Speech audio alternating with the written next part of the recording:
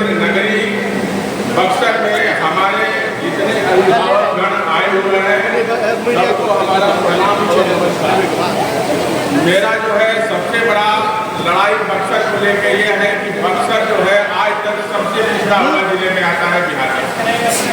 और क्या कारण है कि हमारा बक्सर जो है आज सबसे पिछड़ा हुआ। बक्सर जाना जाता है सनातन संस्कृति के लिए। बक्सर का इतिहास काशी और अयोध्या से पुराना है, लेकिन फिर भी हमारा बक्सर 40 से 50 सालों से ठगा जा रहा है जब से बक्सर जिला अलग हुआ। कितने एमपी और एमएलए यहाँ बने और हर पार्टी के बने, लेकिन बक्सर आज जस जानता है। इसका कारण क्या है? हमारा ये कोई राजनीतिक मंच नहीं है, हम यहाँ कोई राजनीति करने नहीं आए हैं। हम अपने बक्सर की लड़ाई लड़ने के लिए आए हैं, बक्सर की सनातन की लड़ाई लड़ने आए हैं, बक्सर वासियों के लिए लड़ाई लड़ने के लिए आए हैं। आज हमारा बक्सर जो है इसी से के चलते जाना जाता है। महर्षि विश्वामित्र की तपोस्थली है, भगवान राम का कर्म भूमि है, माता अहिल्या का उद्धार इसी बक्सर में हुआ है। वामन अवतार यही हुआ है, जहाँ 2 विष्णु अवतार हुआ, एक भगवान राम का कर्म स्थली और शिक्षा स्थली और दूसरा जो है वामन अवतार हुआ। चैवन ऋषि चौसा में बक्सर इसमें चौपरास बेच के आज बड़ी बड़ी कंपनियां जो है खरबपति हो गई, लेकिन हमारे बक्सर के लिए कुछ भी नहीं किया। इसलिए नहीं किया कि हमारी बक्सर की लड़ाई लड़ने के लिए कोई तैयार नहीं था। ये लोग बक्सर के नाम पे जीतते हैं और कुर्सी बेचते हैं, अपना घर और परिवार को भरते हैं। आज यही कारण है कि बक्सर हमारा सबसे पिछड़ा जिला हो गया।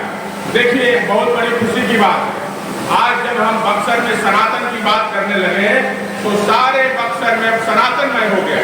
ये आपकी लड़ाई है, ये आपकी जीत है। ये विश्वामित्र सेना के कार्यकर्ता, हमारे जो भी लोग आज मेहनत कर रहे हैं, हमारे बक्सर के लोग तो आज विश्वामित्र सेना के लिए, अपने बक्सर के लिए जो लड़ाई लड़ रहे हैं, सबको हम अभिनंदन भी करते हैं और स्वागत करते हैं कि इस लड़ाई में आप लोग निस्वार्थ लगे हुए हैं और बक्सर को बचाने का प्रयास कर रहे हैं। आज देखिए, हमने प्रधानमंत्री को 10 मांग अपना रखा था, 10 मांग जिसमें प्रधानमंत्री जी ने स्वीकृत किया और प्रधानमंत्री ने स्वयं फोन करके बोला कि राजकुमार चौबे जी, ये आपका जो 10 मांग है उसको हम सूचीबद्ध कर लिए हैं और बक्सर को महर्षि विश्वामित्र कॉरिडोर बनाएंगे और बक्सर में सबसे बड़ा, देश का सबसे अच्छा जिला बनेगा। जिस तरह से काशी है, अयोध्या है, वृंदावन है। ये भाइयों, आप लोगों के माध्यम से ये कहना चाहते हैं, वो भी अब समय बहुत जल्द आ गया है कि जब यहाँ भी एयरपोर्ट बनेगा, यहाँ भी भारत के हर क्षेत्र से लोग यहाँ पे उतरेंगे और बक्सर का दर्शन करेंगे। आज देखिए, आज बक्सर जो है पूरा भारत में जाना जा रहा है। आज इतना ही कम समय में आज बक्सर के बारे में पूरा भारत में जाना जा रहा है कि बक्सर एक भगवान राम का कर्म भूमि है, जहाँ से रामायण की शुरुआत हुई। रामायण का शुरुआत बक्सर से हुआ। यदि बक्सर नहीं होता तो रामायण का इतिहास नहीं लिखा जाता। मर्यादा पुरुषोत्तम भगवान को भी यहाँ से उपाधि मिली मर्यादा पुरुषोत्तम का। लेकिन क्या हाल है, आज हमारे बक्सर में एक अच्छा स्कूल नहीं है, एक अच्छा हॉस्पिटल नहीं है। आज यहाँ की स्थिति सबसे जर्जर है। हर लोग यहाँ, जो भी नेता आता है, पहले एक यहाँ 2-4 दलाल बना लेता है, वो पूरा दलालों के चक्कर में ये बक्सर को कब्जा कर लेते हैं। हम लोगों को दलालों से भी मुक्ति दिलाना है और बक्सर का सबसे सुंदर और सबसे अच्छा जगह बनाना है। अहिल्या, माता अहिल्या, जहाँ प्रभु श्री राम के चरणों से जिनका मोक्ष हुआ, उद्धार हुआ, आज माता अहिल्या का मंदिर जो है सबसे संकीर्ण जगह पे है और हमारे अहिरौली के और समाज के लोगों ने 1-1 पैसा चंदा लगा के उसको बनाया है। ना कि कोई एमपी या ना कोई एमएलए, किसी ने 10 रुपया का मदद नहीं किया। जो हमारा बक्सर का इतिहास है पूरा दुनिया में जाना जाता है इसी के लिए।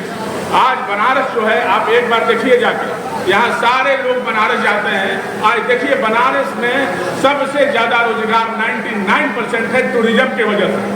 वहाँ लोग दर्शन करने आते हैं लाखों की संख्या में बाहर से लोग, और एक होटल से लेके एक चाय बेचने वाला, एक फूल बेचने वाला, वहाँ तमाम यूनिवर्सिटी है, तमाम स्कूल और कॉलेज है, केवल पर्यटन की वजह से। बिना पर्यटन का उसी जगह का सबसे सुंदर जगह है बक्सर। जैसे गंगा के किनारे बसने वाला काशी है, उतना ही आध्यात्मिक जगह है बक्सर, गंगा के किनारे बसने वाला सबसे सुंदर जगह, जिसका इतिहास काशी से पुराना है, जहाँ विश्वामित्र जी की तपोभूमि है। माता अहिल्या तपोभूमि है, जहाँ इन्होंने माता अहिल्या ने भी तपोभूमि यहाँ तपस्या की। भगवान प्रभु श्री राम के चरणों से उनका उद्धार हुआ और मोक्ष हुआ। जहाँ तड़का वध हुआ, जहाँ मारी सुबाहु का वध हुआ।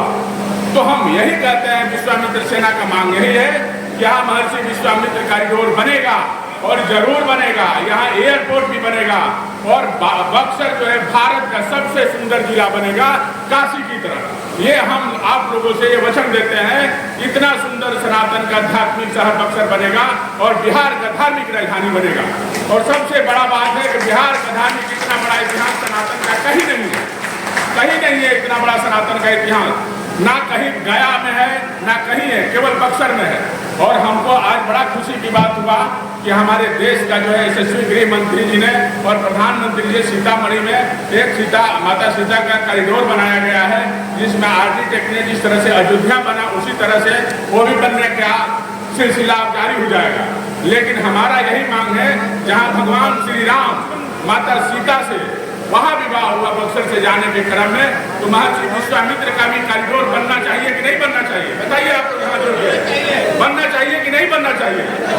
बक्सर का सनातन संस्कृति का इतिहास का उत्थान होना चाहिए कि नहीं होना चाहिए? जरूर होगा, ये हम आपसे वादा करते हैं कि जरूर होगा। आप लोग अपना जोश कायम बनाइए और बक्सर के हर गाँव में, हर घर में जाइए आप लोग।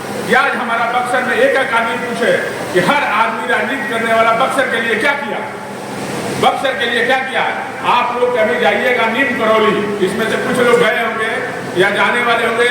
वहाँ नीम करौली बाबा का एक आश्रम है, 5000 फुट नीचे है, पहाड़ से 5000 फुट नीचे।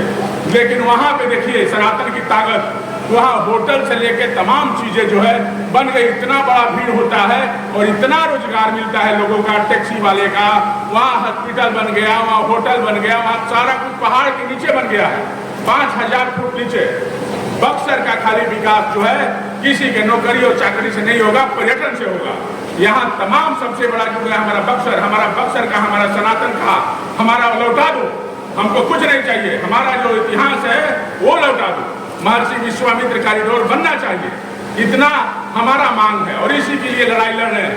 आज आपका दिन है, ये बक्सर का दिन है कि आज देश का यशस्वी प्रधानमंत्री को फोन करना पड़ा कि आपको 10 मांगे जो है लगातार 2 दिन फोन आया, एक दिन और आया, एक दिन अगले दिन भी आया कि नहीं आपके 10 मांग को सूचीबद्ध कर लिया गया है और जल्द इस पे कार्रवाई शुरू की जाएगी। यहाँ तक कुछ हमारे पत्रकार साथी गए थे, जिसमें हमारे गृह मंत्री जी 2-3 दिन पहले बुलाए हुए थे। वहाँ भी आपकी बक्सर की सनातन की बात हुई। ये आपकी ताकत है, ये आपकी ताकत है कि वहाँ भी आपकी गूंज सुनाई दे रही है।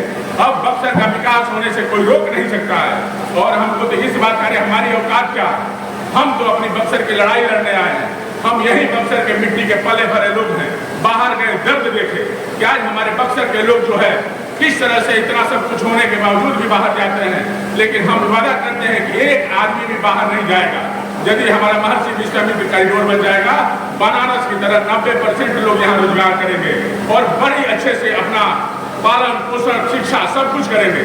और सनातन की ताकत सबसे बड़ी है और ये विश्वामित्र बक्सर की सनातन पूरा बिहार में लहराएगी और पूरा बिहार में सनातन की बात करेगी और पूरा बिहार में सनातनियों को एक करेगी।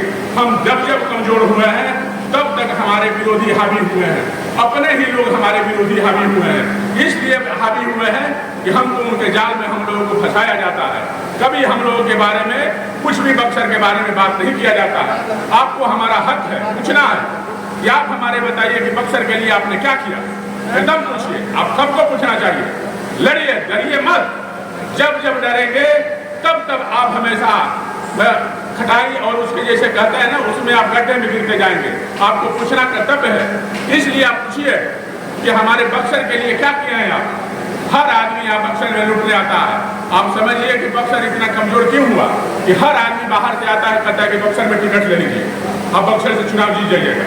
हर बाहरी आदमी के दिमाग में रहता है कि बक्सर चलते हैं, चुनाव जीतते हैं, चुनाव जीत के अपना माल भरेंगे, घर मकान बनाएंगे और मस्त रहेंगे और बक्सर को अपने हाल में छोड़ देंगे। मेरा यही कहना है कि आज हम गरीब सब बच्चों को पढ़ाते हैं, अपने बल पे पढ़ाते हैं, सबको समाज को लेकर दिखाते हैं कि हर समाज में हर बच्चों का पढ़ने का अधिकार है। यहाँ पे कोई यहाँ तक ध्यान नहीं देता है व्यक्तिगत रूप से। चुनाव लड़ने की मानसा तो सबकी है, ठीक है, चुनाव लड़िए, कोई मतलब नहीं है, लेकिन कभी कभी अपने क्षेत्र में अपने विकास के दामन पे व्यक्तिगत रूप से भी आपको ये ध्यान देना चाहिए कि हमारा सामाजिक भूमिका है या नहीं है, यह आपको तय करना है आपको। बस इस बात की वजह से बस इतना हम कहना चाहते हैं कि हम इस विश्वामित्र सेना की जो हमारी लड़ाई है, बस बक्सर से लेके सनातन की पूरी बिहार की लड़ाई लड़ेंगे और बक्सर का उत्थान की लड़ाई लड़ेंगे। पहले बक्सर का सबसे सुंदर जगह बनाएंगे, काशी और अयोध्या की तरह बनाएंगे। ये विश्वामित्र सेना का वादा है और ये करके रहेंगे। ये आज इसने मान लिया, आज देश के प्रधानमंत्री को भी मानना पड़ा कि नहीं, बिहार में बक्सर जिला के सनातन का विकास नहीं हुआ।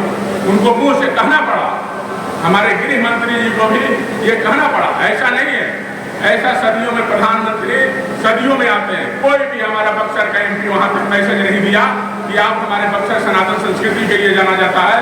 माता अहिल्या से लेकर भगवान श्री राम का कर्म भूमि है और यहाँ इस बताया ही नहीं गया जहाँ वामन अवतार हो। आज हमने बताया तो आज बक्सर जिले का पूरा भारत में नाम हो गया सनातन के नाम पे।